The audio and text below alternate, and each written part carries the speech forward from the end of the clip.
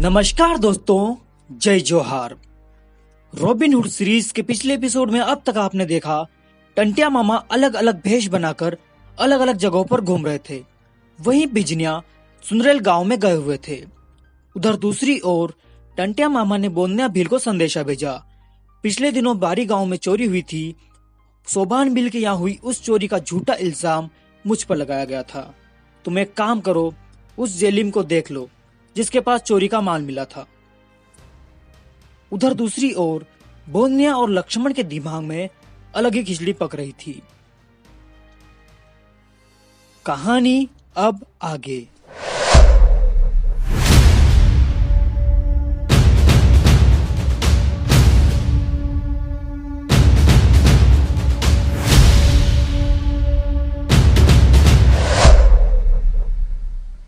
महीना था मार्च का और साल था 1879। बोन्या और लक्ष्मण के पास बैलों की एक जोड़ी थी। अब हुआ यूं कि दुर्भाग्यवश एक बैल मर गया। अब सवाल ये है कि एक बैल का आखिर करे तो क्या करे। उस समय बैलों की कीमत होती थी, आज की तरह नहीं। सारा काम बैलों से ही होता था। तय हुआ कि लक्ष्मण उस बैल को बेचने जाएगा, इसलिए वह बैल लेकर रवाना हो गया। रास्ते में कोई आदमी या झोपड़ी दिखती तो वो जोर से आवाज लगा देता, बैल ले लो बैल, अरे भाई कोई बैल खरीद लो।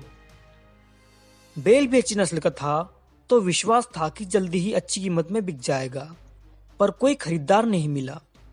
लक्ष्मण चलते चलते थक कर चूर हो गया। दोपहर तक वो बारी गांव में पहुंच गया।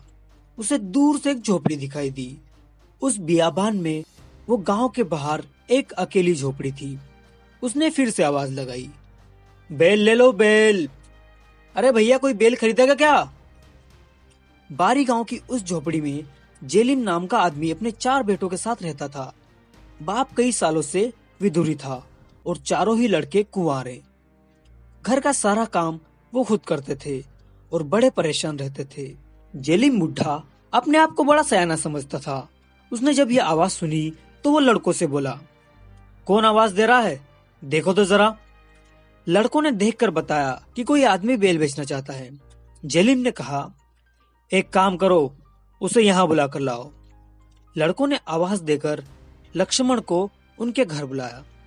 वहां आकर लक्ष्मण बैल को खूंटी से बांधकर उस बूढ़े के पास जाकर बैठ गया।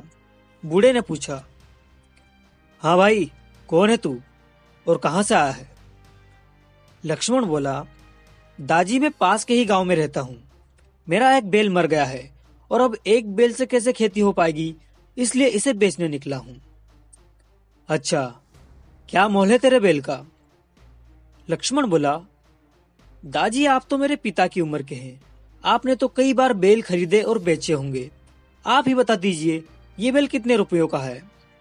बुढ़े ने कहा, नहीं नहीं, बैल तो तेरा ही है, तू ही बता। मैं कहूंगा तो तू मानेगा नहीं। लक्ष्मण बोला, कैसी बातें कर रहे हो दाजी, आप मेरे बाप बराबर हैं और बुजुर्ग भी हैं, कैसे नहीं मानूंगा, जरूर मानूंगा। एक बार फिर से सोच ले, फिर अगर मेरी बात नहीं मानी तो तू अपने बाप का ना होकर मेरा बेटा होगा। लक्ष्मण ने सोचा, बूढ़ा आदमी है, कीमत ठीक ही बताएगा, इसीलिए लक्ष्मण ने झट से हाँ कर दी। जेलिम बूढ़ा बड़ा ही होशियार और चालबाज था। वो मन ही मन खुश हुआ और बोला, देख बेटे, तेरा ये बैल तो तेरा आने का है, उससे एक आना भी ज्यादा नहीं। देना है तो दे, नहीं तो तेरी मर्जी। अब लक्ष्मण को पता चला ये बुढ़ा तो साला घूसट निकला, उसने मुझे ठग लिया। अब अगर बैल नहीं दिया तो इसका बेटा माना जाऊंगा, जो कि एक बहुत बड़ी गाली के समान है। मन मारकर लक्ष्मण ने बैल 13 आने में दिया और घर लौट गया। वो बहुत ही उदास होकर रात को मेहमानों वाले झोपड़े में जाकर सो गया। रात में जब बोन्या भील खेत से मजदूरी करके वापस लौटा तो वो लक्ष्मण को ढूंढने लगा। तभी उसे एक झोपड़ी के बाहर जूतियां दिखाई दी। चादर तान कर सो रहे लक्ष्मण को देखकर बोन्या बोला, लो भाई, अब पूरा गांव भर ढूंढा है, लेकिन बाबूजी तो यहाँ बैठे हैं। अरे ओ लक्ष्मण, कमाल है, इतनी जल्दी सो गए क्या? खाना खाने भी नहीं आए? बैल बिका या नहीं? लक्ष्मण एक गहरी सांस लेकर बोला, क्या बताऊं बोन्या, बिका या नहीं बिका सब एक ही बात है। साले उस बूढ़े ने बहुत बड़ी चोट कर दी। फिर लक्ष्मण ने दिन में हुई पूरी घटना बता दी। बोन्या को बात समझ में आ गई। क्या नाम बताया उस बुड्ढे का? बारी गांव का जेलिम। जेलिम का नाम सुनते ही बोन्या के कान खड़े हो गए। लक्ष्मण, कहीं ये वही जेलिम तो नहीं जिसने बारी गांव के सुबान भिल के यहाँ चोरी की थी और उसका झूठा इल्जाम इसने हिम्मत पाटिल के साथ मिलकर टंट्या मामा पर लगाया था? लक्ष्मण ने हाँ में सिर हिलाया। लक्ष्मण, तू बिल्कुल भी चिंता मत कर, इस साले जेलिम से तो पुराना हिसाब भी बाकी है। अब देख इस साले जेलिम से बैल की कीमत कैसे वसूल करता हूं। बोन्या ने जेलिम के बारे में पूरी जानकारी हासिल की और यह बात उसने टंट्या मामा को बताई। इस तरह कुछ दिन बीत गए। एक गुप्त अंधेरी रात में जेलिम के घर के बाहर कुछ ही दूरी पर एक औरत के रोने की आवाज आ रही थी। सारे लोग चौंक गए कि आखिर इतनी रात को यह भयानक रोने की आवाज किसकी है। बुढ़ा अपने बेटों से बोला, अरे ना मुरादों, जाकर देखो कौन रो रहा है इतनी रात को। बेटे बोले, दादी कहीं कोई भूतनी तो नहीं? बुड्ढे ने गुस्से में कहा, जल्दी जाओ और वो जो कोई भी है उसे यहां लेकर आओ, भूतनी उतनी कुछ नहीं होता। लड़के डरते डरते उस जगह पहुंचे और क्या देखते हैं कि एक जवान विधवा महिला रो रही है। वो रोते रोते कहती है, हाय राम, मैं लुट गई, बर्बाद हो गई। मेरा पति मुझे छोड़कर ऊपर चला गया। अब मैं किसके सहारे जिंदगी बिताऊं? मुझ जैसी अकेली अभागन अबला नारी के लिए अब तो मर जाना ही अच्छा है। समय बड़ा खराब है, किसका भरोसा करूं? इससे तो अच्छा है मैं मर ही जाती हूं। ऐसा कहते कहते वो जोर जोर से छाती पीट रही थी। बुढ़े के लड़के बड़ी मुश्किल से उसे चुप कराते हैं और घर लाते हैं। बूढ़े ने भी उसे चुप कराया और उसका नाम पूछा। उस औरत ने अपना नाम चांदनी बताया। औरत ने हाथ भर का घूंघट निकाल रखा था। बूढ़े ने उसे गौर से देखा। देखने में वो जवान औरत लग रही थी।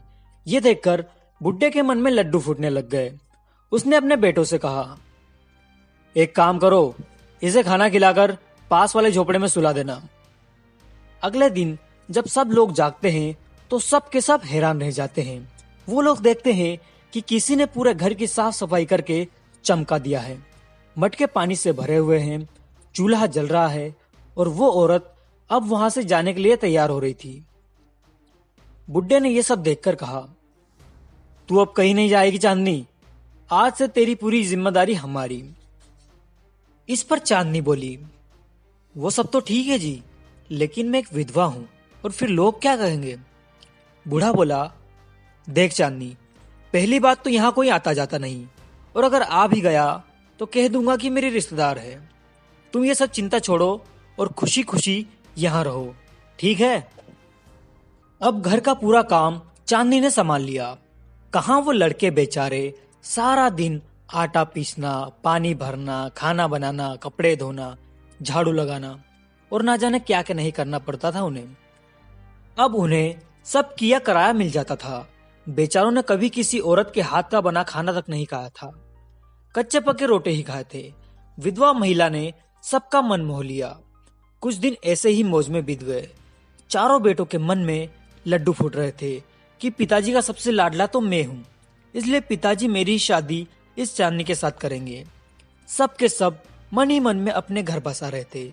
ख्यालों में होने वाले अपने नन्हे मुन्ने बच्चों को डांट रहे थे। बच्चे, दादाजी को ऐसा नहीं बोलते, ताऊ जी को नमस्ते करो। देखो तो चाचा आ गए। सब के सब मन में खिलखिला रहे थे।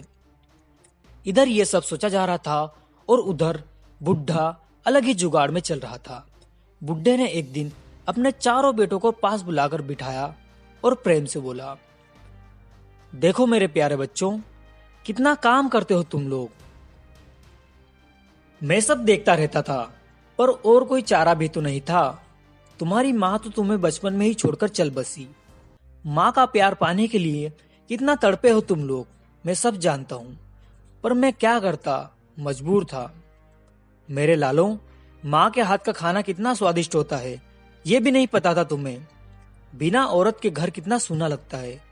इसीलिए मैंने फैसला किया है, इस घर में अब एक औरत होनी ही चाहिए। तुम क्या कहते हो? शादी का विचार करके सभी लड़के मन ही मन खुश होते हैं और कहते हैं, पिताजी आप बिल्कुल ठीक कह रहे हैं, घर में एक औरत तो होनी ही चाहिए। सभी लड़के अपनी अपनी मुंडी आगे कर रहे थे कि आज तो हमारी शादी हो ही जाएगी। सभी सोच रहे थे कि मैं पिताजी का लाडला हूँ, इसलिए पिताजी मेरी शादी चांदनी के साथ अवश्य करेंगे। थोड़ी देर बाद बूढ़ा बोला, मेरे लालों, तुमने आज तक बहुत दुख सहे हैं, तुम्हें अब मायूस होने की कोई जरूरत नहीं है। वैसे मेरा मन तो नहीं है, लेकिन मेरे बच्चों, सिर्फ तुम्हारे लिए ये बलिदान मैं दूंगा। मैं करूंगा शादी इस अबला नारी से। तुम्हें मां मिल जाएगी और इस अभागी को घर मिल जाएगा। तुम्हें मेरा ध्यान रखना पड़ता था, अब उसकी भी जरूरत नहीं पड़ेगी। तुम आराम से दूसरे काम कर सकोगे। क्यों, अब तो खुश हो ना? बेटा, वैसे तो मैं बूढ़ा हो गया हूं, शादी की उम्र थोड़ी है मेरी, लेकिन क्या करूं मेरे बच्चों, तुम्हें उदास भी तो नहीं देख सकता। दिल पर पत्थर रखकर मैंने ये फैसला किया है। अब दूसरों की मां को देखकर तुम्हें उदास होने की कोई जरूरत नहीं है। बाप की बात सुनकर चारों लड़के माथा पकड़कर बैठ गए और सोच रहे थे, चार चार जवान बेटे घर में हैं और ये बुढ़ा कब्र में पांव लटक रहे, फिर भी इस पर मस्ती चढ़ी है। एक ही झटके में सारे सपने चकनाचूर हो गए। बूढ़ा फिर बोला, मेरे बच्चों, जाओ और अपनी होने वाली मां को बुला कर लाओ, आखिर उससे भी तो पूछे उसके मन में क्या है। बुड्ढे ने चांदनी को अपने विचार बताकर पूछा, क्या तुम्हें यह रिश्ता कबूल है? चांदनी ने बहुत खुश होकर जवाब दिया, इससे ज्यादा मेरे लिए और क्या चाहिए। बसा बसाया घर मिल रहा है, इसी के साथ ही बिना कुछ किए ही चार चार जवान बेटे मिल रहे हैं। मैं कितनी भाग्यशाली हूं जो इतनी खुशियां एक साथ मिल रही है। कहां मैं भगवान को कोस रही थी और कहां उसने मेरी झोली भर दी। अब मेरी भी सुनो, शादी तो मैं कर लूंगी, पर मेरी कुछ शर्तें हैं जो आपको पूरी करनी होगी। शादी ब्राह्मण शुभ मुहूर्त में कराएगा, गहने नए पहनूंगी, कपड़े शानदार होने चाहिए और शादी का खाना लाजवाब होना चाहिए। इतना कहकर वह औरत बुड्ढे के करीब आकर कहती है, मैं तो कब से आपसे शादी करने के लिए मरी जा रही हूं। ऐसा हैंडसम और जानदार बुढ़ा मैंने आज तक नहीं देखा। आप बस लड़कों को खंडवे भेजकर सामान मंगवा लीजिए, अब मुझसे ज्यादा इंतजार नहीं होता। कितना समय गंवा दिया मैंने विधवा रहकर। मैं भी एक औरत हूँ, मेरी भी कुछ चाहते हैं। इतना सुनकर बुढ़े का दिल बल्लियां उछलने लगा। रंडापा कितना कठिनता से गुजरता था। बुढ़े ने अपने बेटों से कहा, सुनो रे, खंडवा जाओ और शादी का पूरा सामान लेकर आना। बाप का आदेश सुनकर चारों बेटे पैदल ही शहर की तरफ अपनी होने वाली मां के लिए सामान लेने निकल पड़े। बुड्ढे के तो मानो पर लग गए हो, वो खुशी से फूला नहीं समा रहा था। वो झोपड़ी में सोने का बहाना बनाकर चादर टांगकर सो गया। नींद किसे आ रही थी, वो तो आने वाले समय की रंगीन कल्पनाओं में खो जाना चाहता था। इधर लड़के बारी गांव से कुछ ही दूर गए होंगे और उधर बुढ़ा खुशियों के सागर में गोते लगा रहा था। तभी एक जोरदार लाठी उसकी टांगों पर पड़ी। फिर तो क्या बताएं, ऐसी जोरदार ठुकाई शुरू हुई कि बेचारे बुड्ढे की हड्डी फसली एक हो गई। घुमा घुमा के ताबड़तोड़ लट पड़ रहे थे। पिटते पिटते बुड्ढे ने देखा तो पता चला कि ये तो उसकी होने वाली दुल्हनिया ही खातिरदारी कर रही है। और वो आदमी की आवाज में बोली, आन मिलो सजना, 30 रुपए का बेल तेरा आने में, थारी माए हो डोकरा की। कहां वो सुहागरात मनाने के सपने देख रहा था और कहां नए तरीके से हिल स्टेशन पर हनीमून मन रहा था। पीट पीट के बुड्ढे को भोरा भस कर दिया। बुड्ढा हाथ जोड़कर बोला, माफ कर दे मेरे बाप, तू तेरे 30 रुपए अभी ले जा, लेकिन मुझे छोड़ दे भाई। आइंदा कभी भी किसी भले आदमी को नहीं ठगूंगा। मुझसे बहुत बड़ी गलती हो गई, मुझे माफ कर मेरे बाप। तो फिर निकाल मेरे 10 रुपए, विधवा के रूप में आए टंटिया मामा बोले। 10 रुपए क्यों, 20 और हैं वो। खान मिलो सजना, अभी तो 2 बार फिर से आऊंगा मेरे दुल्हे राजा। इतना कहकर टंटिया मामा 10 रुपए लेकर वहां से फरार हो गए। शाम हुई और चारों बेटे घर वापस पहुंचे। सोच रहे थे चलो अपनी नहीं तो कम से कम बाप की तो शादी है, अच्छा खाना खाने को मिलेगा और आटा भी नहीं पीसना पड़ेगा। जैसे ही वो लोग घर में घुसे उन्हें आवाज लगाई, माँ, ओ माँ, कहाँ हो तुम? देखो तो, गहने और कपड़े लेकर आए हैं, देखकर बताओ तो ठीक है ना। तभी उन्हें किसी के कराहने की आवाज सुनाई दी। आए, मार डाला रे। जाकर देखा तो पता चला, अरे ये तो पिताजी हैं। पिताजी ये क्या हो गया, और माँ कहाँ है? अरे गधों, वो तुम्हारी माँ नहीं कंजरों, वो तुम्हारा बाप था। साला मेरा कचूमर निकाल दिया, ऐसी ऐसी जगह मारा है कि बताने में भी शर्म आ रही है। आय हाय, इतने इतने बड़े कीड़े पड़ेंगे साले को। पर वो था कौन पिताजी? अरे वो जो बेल वाला था ना, जिसको हमने ठगा था, उसका दोस्त था। कह रहा था हमारा 30 रुपए का बेल तेरा आने में कैसा ले लिया, मेरे देवता जैसे दोस्त को छल दिया। तुम लोग मुझे छोड़कर कहीं मत जाना, उसने फिर आने को कहा है। साला बहुत चालाक निकला, मारता भी बहुत ठसके से है। एक जगह भी नहीं छोड़ी साले ने, वहां भी मारा। इस बार इस तरीके से ठोका, अगली बार आ गया तो पता नहीं कैसे ठोकेगा। हाथ भी बड़ा भारी है साले का। साला घूंघट निकाल रखता था, चेहरा भी नहीं पहचान पाए। पहचानना भी बड़ा मुश्किल है। अब क्या आने दो पिताजी साले को, ऐसा बजाएंगे जितना लेकर गया है उसका 2 गुना देकर जाएगा। ठीक है बेटा, पर सावधान रहना, बहुत होशियार है साला, आएगा तो जरूर। और हाँ, मुझे छोड़कर कहीं नहीं जाना, बुढ़ापे में हड्डियां भी नहीं जुड़ती। आप बेफिक्र रहिए पिताजी, आने दो साले को।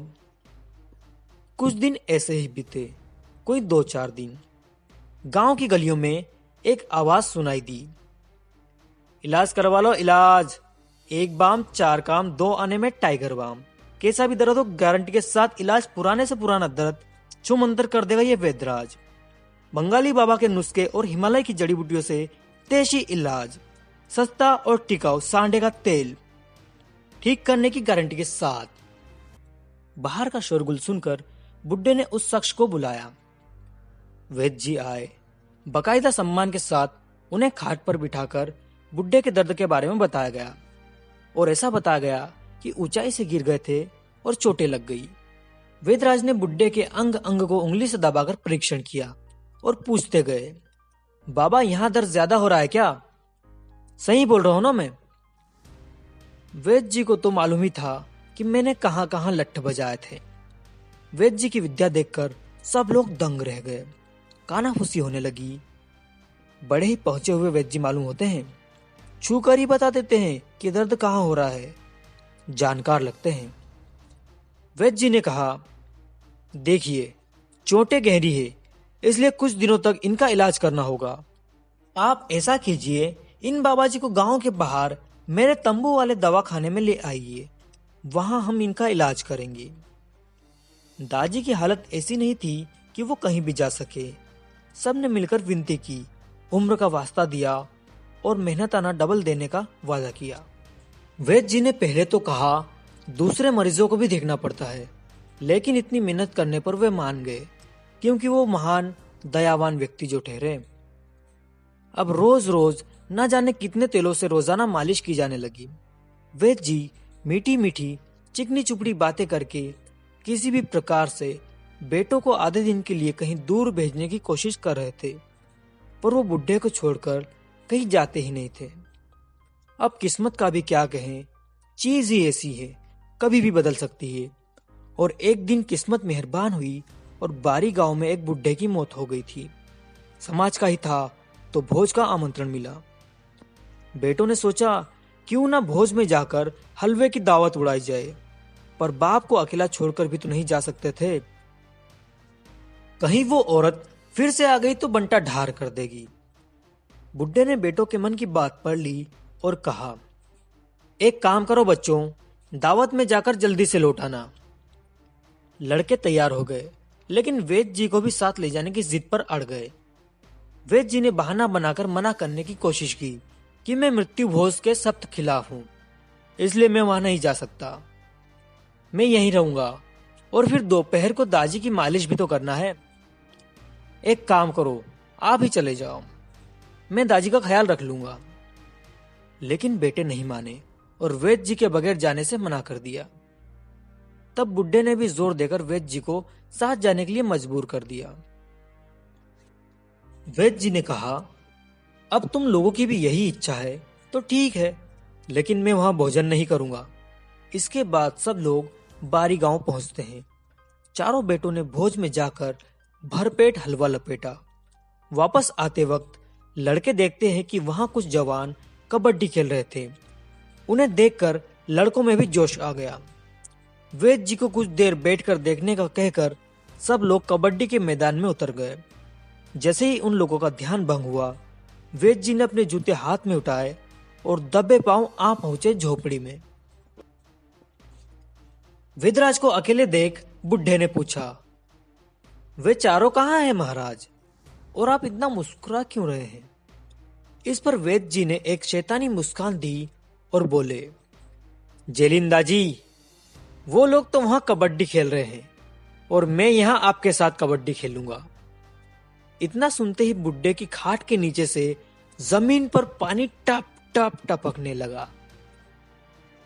दाजी समझ गया कि वेद जी अब कौन से तेल की मालिश करेंगे। दाजी गिड़गिड़ाकर विनती करने लगा, लेकिन मामा तो आया ही मालिश करने था, बिना मालिश किए कैसे जा सकता था? फिर क्या था दोस्तों, दाजी लाख विनती करता रहा, 20 की जगह 30 रुपए देने के लिए रोया, पर टंटिया मामा ज्यादा तो कैसे ले जा सकते थे? उन्हें एक बार फिर जो आना था। धे लट धे लात, एक बार फिर दाजी भरपल्ले पे ले गए। टंटिया मामा तो जेलिन दाजी का पूरा कसबल निकाल कर 10 रुपए लेकर उड़नचू हो गए। पीछे रह गए दाजी अपने शरीर को फूंक मारने के लिए। अंधेरा गिरते गिरते लड़के भी बदहवास हालत में दौड़ते हुए घर पहुंचे और वेद जी पुकारने लगे। खाट पर पड़े बुड्ढे ने कराते हुए जोर देकर मुंह से आवाज निकाली, अरे वो वेद जी नहीं, वो तो बेल वाला था। सालों, जब तुम वहां कबड्डी खेलकर दूसरों को पटकनी दे रहे थे, तब वो मुझे यहां पटकनी दे रहा था। मार मार कर मेरी हालत बिगाड़ दी।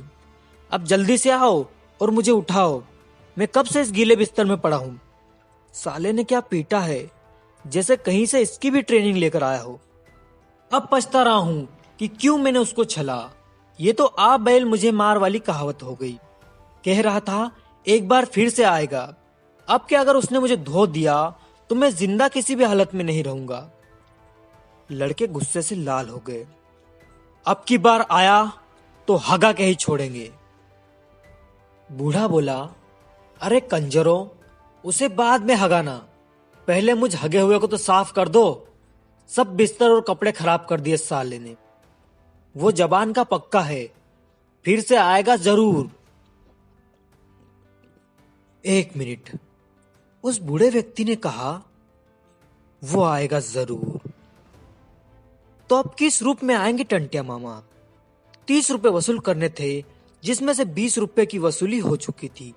अब देखना यह है कि 10 रुपए लेने के लिए किस भेष में आएंगे टंटिया मामा। क्या इस बार बूढ़े के 4 बेटे कुछ कर पाएंगे, या फिर हर बार की तरह मामा उसी तरह गायब हो जाएंगे जैसे मुट्ठी में से रेत गायब हो जाती है? ये तो अब आपको पता चलेगा अगले एपिसोड में ही। इसलिए बने रहिए आपकी पसंदीदा रॉबिन हुड सीरीज में and never miss the next episode. अभी तक जिन लोगों ने भी हमारे चैनल धरती आबा को सब्सक्राइब नहीं किया है, कर लो यार, और पास वाले बेल आइकन को भी दबा देना, ताकि हमारे आगे आने वाले एपिसोड्स की नोटिफिकेशन आपको मिले सबसे पहले।